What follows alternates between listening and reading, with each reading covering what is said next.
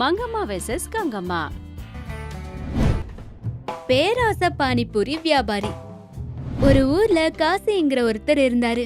எந்த வேலையும் செய்யாம ஊர்ல சுத்திக்கிட்டே அவர்கிட்ட இருக்கிற காசு எல்லாமே செலவழிச்சிட்டு இருப்பாரு. ஒரு நாள் அவரோட நண்பர் வேலு கூட சேர்ந்து ஒரு ஹோட்டல் கிட்ட உக்காந்து, சித்தப்பே, ஹோட்டல்ல சூடா என்ன இருக்கு? சூடா தோசைக்கல் இருக்கு இன்னு சொன்னாரு. காசி ஷாக் ஆகி, சித்தப்பே, உங்களுக்கு ரொம்ப தான் கிண்டலு.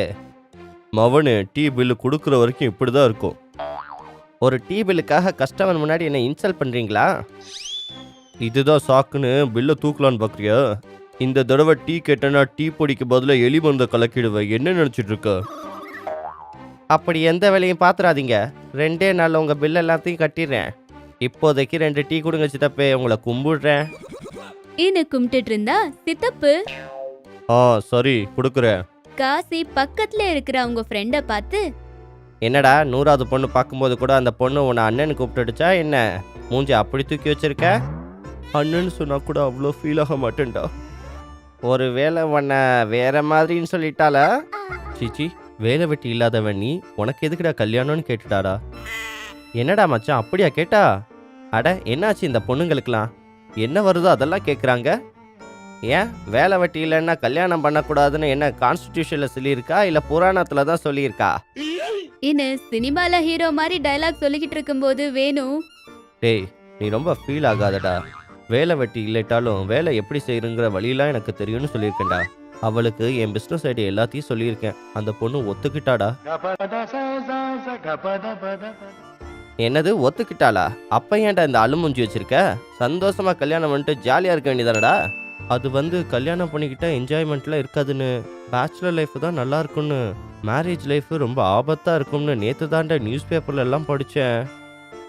அப்பல இருந்து பயமா இருக்குடா. இன்னு சொன்னதுமே காசி ஷாக் ஆகி, நல்லா இருக்குடா, உன்ன மாதிரி தான் ஒருத்தவன் துவரம் பருப்பு செடிக்கு மருந்தடிடா மாமான்னு சொன்னா பண்ணிங்கெல்லாம் என்ன சாப்பிடணும்னு கேட்டானா.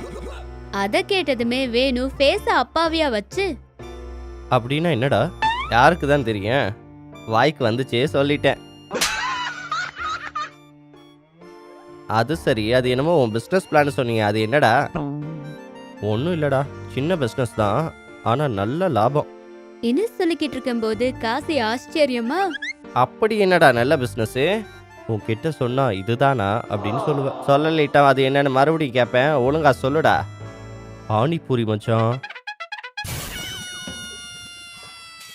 என்னதே பானிபூரி ஒரு பிஸ்னஸா? அதெல்லாம் ஒரு பிஸ்னஸான்னு தூக்கி எரிஞ்சிடாதடா, நல்ல லாபம் இருக்கும். இன்னு பானிபூரிய பத்தி சொல்லிக்கிட்டு இருந்தாரு. எல்லாத்தையும் கேட்ட காசி மனசுல, பானிபூரியில இவ்வளோ காசா வரும்? இந்த விஷயம் தெரிஞ்சிருந்தா எப்பயே பிஸ்னஸ் ஆரம்பிச்சிருந்திருப்பேனே, நிறைய காசையும் சேர்த்து வச்சிருப்பேனே. இருந்தாலும் பரவாயில்ல, இப்பயே அந்த பிஸ்னஸை ஸ்டார்ட் பண்ணிடுவோம். இன்னு மனசுக்குள்ள நினைச்சு மேல, அடே, நீ சொல்லிகிட்டே இருந்ததுனால எனக்கும் அந்த பிஸ்னஸ் ஸ்டார்ட் பண்ணணும்னு இருக்குடா. நீ ஒரு இடத்துல, நான் ஒரு இடத்துல பிஸ்னஸ் ஆரம்பிச்சிடலாம், என்ன சொல்ற? அப்படியே மாமா. இன்னு சொல்லிக்கிட்டு 2 பேரும் வெவ்வேறு இடத்துல ஒரு பானிபூரி கடை வச்சாங்க. 2 பேருக்கும் வியாபாரம் நல்லா போச்சு. கொஞ்ச நாள்லயே நிறைய காசு சம்பாதிச்சாங்க. ஒரு நாள் காசி பானிபூரி வண்டி கிட்ட மோட்டைங்கிறவர் வந்து, அண்ணே, 10 ரூபாய்க்கு எத்தனைனே தருவீங்க? 10க்கு 4. சரிங்கண்ணா, எனக்கு ஒரு பிளேட் கொடுக்குறீங்களா? நான் வேணான்னு சொல்ற வரைக்கும் பானிபூரியை வச்சுக்கிட்டே இருங்கண்ணா. சரி. இன்னு அவருக்கு ஒரு பிளேட்டை கொடுத்து அவர் பிளேட்ல பானிபூரி வச்சுக்கிட்டே இருந்தாரு. அவரும் சாப்பிட்டுக்கிட்டே இருந்தாரு. கொஞ்ச நேரத்திலேயே காசி கிட்ட இருக்கிற பானிபூரி எல்லாத்தையுமே தின்னுட்டாரு. அவ்வளோதானா? சூப்பரா இருக்குடா பானிபூரி, இந்தாங்கண்ணா காசு. இன்னு சொல்லி அங்கிருந்து போயிட்டாரு. அவரு போனதுமே காசி, ஆமால, இந்த பிஸ்னஸ் நிஜமாவே நல்லா தான் இருக்குன்னா, கொஞ்ச நாள்லயே நம்ம போட்டு காசு கூட நமக்கு வர்றதும் இல்லாம லாபம் கூட திரும்ப வந்துடுச்சு. இந்த லாபத்தை 2 ஆக்கணும். இப்ப இந்த பானிபூரிக்கு மக்கள் நல்ல பழக்கமாயிட்டதுனால எவ்வளோ வேலை சொன்னாலும் வாயை மூட்டு திம்பாங்க. அதே மாதிரி நல்ல நல்ல ஐட்டத்தை எல்லாத்தையும் எடுத்துட்டு வரணும். அதை விட்டுட்டு கொஞ்சம் இப்படி அப்படின்னு இருக்க ஐட்டத்தை போட்டோன்னு வச்சுக்க, ஆஹா, லாபம் 2 இல்லை 3 மடங்கு ஆயிடும். நாளையிலிருந்து இந்த வேலையை முதல்ல ஆரம்பிக்கணும். இன்னும் நினைச்சுக்கிட்டு அன்னைக்கு ஷாப்பை மூடிட்டு போயிட்டாரு. அடுத்த நாள் நினைச்சா மாதிரியே கலப்படம் பண்ண ஆரம்பிச்சுட்டாரு. கலப்படமான எண்ணெயில பூரிய பண்ணி பூச்சி பிடிச்ச பட்டாணி, குள்ளி போன தக்காளி எல்லாத்தையும் ரெடி பண்ணிக்கிட்டு சாயந்தரமா விதமா கடையை ஓபன் பண்ணாரு. இன்னைக்கு நம்ம வருமானம் 2 மடங்கு ஆயிருக்கணும். இன்னும் நினைச்சுக்கிட்டே இருந்தாரு. காசி கிட்ட தினமும் வர சின்னாங்கிற ஒருத்தர் வந்து, அண்ணே, எனக்கு 10 ரூபாய்க்கு பானிபூரி கொடுங்கண்ணே. அப்படியே. அவருக்கு ஒரு பிளேட்ல 2 பானிபூரிய எடுத்து வச்சாரு. அத பார்த்த சின்னா, என்னங்க நான் 2 தான் கொடுத்துருக்கீங்க, 10க்கு 4 தானே? அதே நேத்து, இன்னையில இருந்து விலையெல்லாம் கூடிடுச்சுல. எதனால? உங்களுக்கு லாக்டவுன் எஃபெக்ட் வந்துடுச்சா? ஆமா தம்பி, எல்லாத்துக்கும் விலை ஏறிடுச்சு. 10க்கு 4 கொடுத்தா எனக்கு எதுவும் மிஞ்சுறதா இல்ல, அதனால தான் 2 தரேன் சொன்னாரு. சின்னாவுக்கு பானிபூரினா ரொம்ப இஷ்டம். அதனால சரின்னு நினைச்சு 10க்கு 2 பானிபூரியே சாப்பிட்டுட்டு போனாரு. அப்படி அன்னைக்கு வந்தவங்க எல்லாருமே காசி சொன்ன பேச்ச கேட்டு பானிபூரிய சாப்பிட்டுட்டு போனாங்க. காசி நினைச்ச மாதிரி அன்னைக்கு அவரோட இன்கம் டபுள் ஆச்சு. அதுல அவரோட பேராசை இன்னும் அதிகமாயிருச்சு. அன்னையில இருந்து காசி தினமும் கலப்படமான பொருட்களை வச்சு பானிபூரி செஞ்சிட்டு இருந்தாரு. வாரம் 10 நாள் ஆச்சு.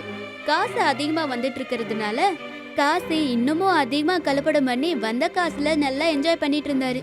அப்படி ஒரு நாள் சாயந்தரமா பானிபூரி வண்டியை வச்சுக்கிட்டு ஆட்களுக்காக வெயிட் பண்ணிட்டு இருக்கும்போது ஒரு ஜீப் வந்து அங்கே நின்னுச்சு. அதுல இருந்து விஜய், ஹரிங்கிற 2 பேர் இறங்கி இவரோட வண்டி பக்கமா வரத பார்த்து, இன்னைக்கு நல்லா பெரிய கிராக்கியா வரும் போலயே. 10க்கு 1ன்னு சொன்னா கூட இவங்கெல்லாம் தின்றுவாங்க போலயே. இன்னும் நினைச்சிட்டு இருக்கும் போது அவங்க வந்து, எப்படி கொடுக்குறீங்க பானிபூரி? காசுக்குதேன் இன்னும் சொன்னாரு. ஹரி ஷாக் ஆகி, நான் கூட நீங்க தங்க காசு கொடுப்பீங்களோன்னு நினைச்சேன். இருந்தாலும் 10 ரூபாய்க்கு எத்தனை தருவீங்க இன்னும் கேட்டாரு. அதுக்கு காசி கொஞ்ச நேரம் யோசிச்சு, அது வந்து 10க்கு 1 சார், விலைலாம் ரொம்ப அதிகமா இருக்குல்ல இன்னும் சொல்லிக்கிட்டு இருக்கும் போது ஹரி, ஆமா எங்க ஒரு பிளேட்ல 2 போட்டு கொடுங்க இன்னும் சொன்னாரு.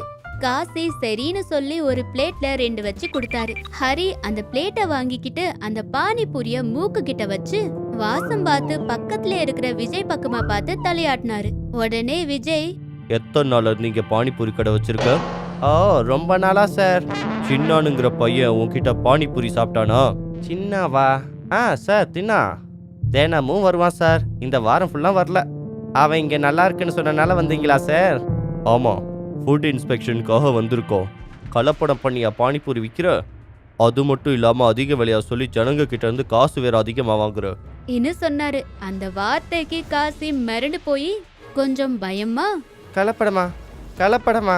நான் எந்த கலப்படமும் செய்யலையே சார். உன்கிட்ட இருந்து பானிபூரி சாப்பிட்ட சின்ன ஹாஸ்பிட்டல்ல இருக்கான் இப்போ. டாக்டர் பானிபூரி தின்னதுனால இப்படி ஆயிருக்குன்னு சொல்லியிருக்காங்க. அதான் தெரிஞ்சுட்டு போகலாம் நீங்க வந்து பார்த்தோம். சார்லாம் வாசம் பார்த்து அது கலப்படமா இல்லையான்னு சொல்லிடுவாரு இன்னும் சொன்னாரு. காசி ஷாக் ஆயிட்டாரு. உடனே காலு மேல விழுந்து, மன்னிச்சிடுங்க சார், ஏதோ புத்தி கெட்டு போய் பண்ணிட்டேன். அதெல்லாம் ஜெயிலுக்குள்ள போட்டதுக்கு அப்புறம் சொல்லு வா இன்னும் சொன்னாரு. உடனே போலீஸ்காரங்களும் வந்து அவரை அரெஸ்ட் பண்ணி கூட்டிட்டு போயிட்டு இருந்தாங்க. ஜீப்ல உட்காந்து காசி, நல்லா நடந்துக்கிற பிசினஸ், இப்படி ஆசைப்பட்டு எல்லாத்தையும் கவுத்திட்டேனே அவர் தப்ப உணர்ந்து கவலைப்பட்டுட்டு இருந்தாரு. ஒரு ஊர்ல லக்ஷ்மி வாசுங்கிற புருஷன் பொண்டாட்டிங்க இருந்தாங்க. அந்த ஊர்ல எல்லாரும் விட இவங்க தான் பணக்காரங்க. அவங்களுக்கு 10 வயசுல ஒரு பொண்ணு இருக்கா. பேரு வாசந்தி. லக்ஷ்மி அவங்க பொண்ண ரொம்ப செல்லமா பாத்துக்கிட்டாங்க. ஒரு நாள் காலையில லக்ஷ்மி சமையல் அறையில ஏதோ வேலை பார்த்துக்கிட்டு இருக்கும்போது வாசந்தி வந்து, அம்மா நானும் உங்களுக்கு உதவி பண்றேமா இன்னும் பண்ண போக லக்ஷ்மி, வேணாமா, நான் இருக்கல அதை செய்ய. உனக்கு எதுக்கு இவ்வளவு கஷ்டம்?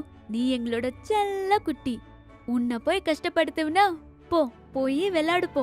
அப்படியேமா இன்னும் சொல்லிட்டு அங்க இருந்து போயிட்டு இருக்கும்போது அவங்க அப்பா வாசு வந்து, என்னம்மா என்னாச்சு?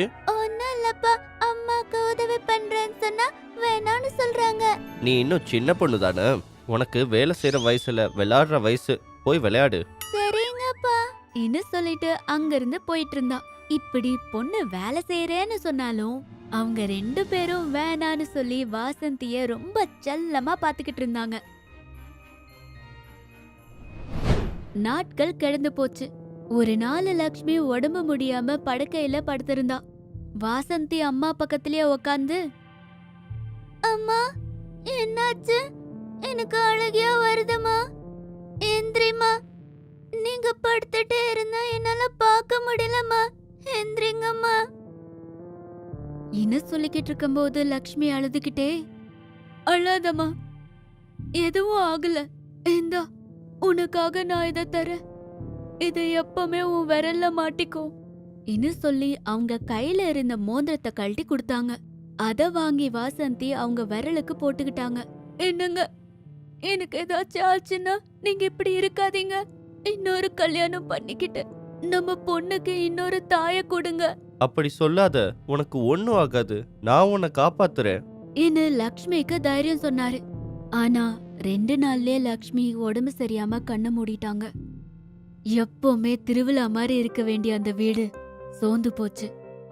அப்பா மகளும் 2 பேரும் அழுதுகிட்டே இருந்தாங்க. வாசு, இந்த சின்ன வயசுலயே என் பொண்ணுக்கு அம்மா இல்லாம போயிடுச்சே. நாளைக்கு நானும் போயிட்டேன்னா என் மக என்ன செய்வா? ஆமா, லக்ஷ்மி சொன்ன மாதிரியே நான்